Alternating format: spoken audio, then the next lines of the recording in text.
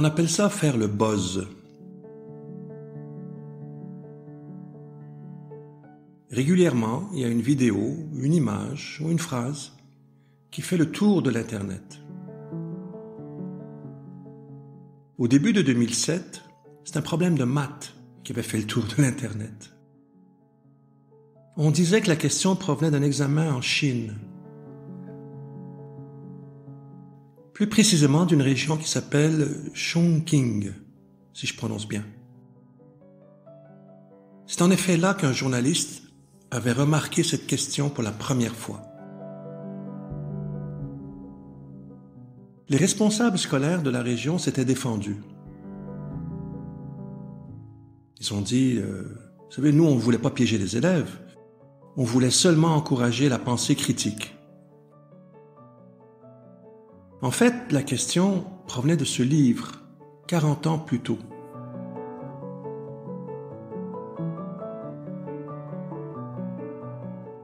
Il avait été écrit par une Française d'origine iranienne, une spécialiste de la didactique des maths.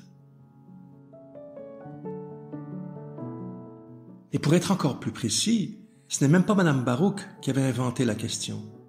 Madame Baruch l'avait trouvée dans cette lettre datant de 1841.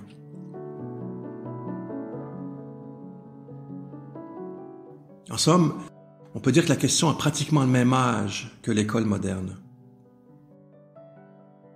Maintenant, pourquoi a-t-elle suscité autant d'intérêt? Voici pourquoi. Quand des chercheurs ont posé cette question à de vrais élèves, plus du 3/4 de ces élèves ont inventé un âge plausible juste pour donner une réponse. Par plausible, je veux dire que cet âge résulte d'une opération arithmétique, du genre 26 plus 10 égale 36.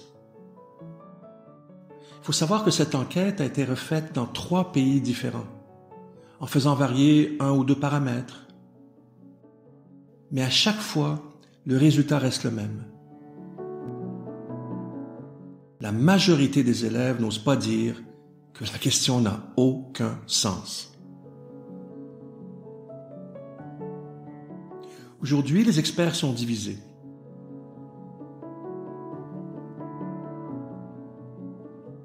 Alors d'un côté, il y a ceux qui disent, vous savez, le problème, ce n'est pas l'évaluation telle qu'elle est pratiquée.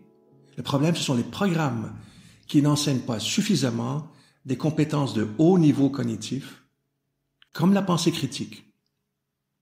Alors pour eux, la solution, c'est de mieux enseigner la pensée critique. Et de l'autre côté, il y a ceux qui répondent, vous savez, même si on enseigne la pensée critique, genre tous les mercredis de 14 à 15 heures, ça ne servira pas à grand-chose si par ailleurs, la totalité du système des examens et des évaluations continue d'apprendre aux élèves ces 2 choses. 1. Toutes les questions que pose l'école ont une solution. Et 2. Il vaut mieux donner n'importe quelle réponse que de laisser une case vide.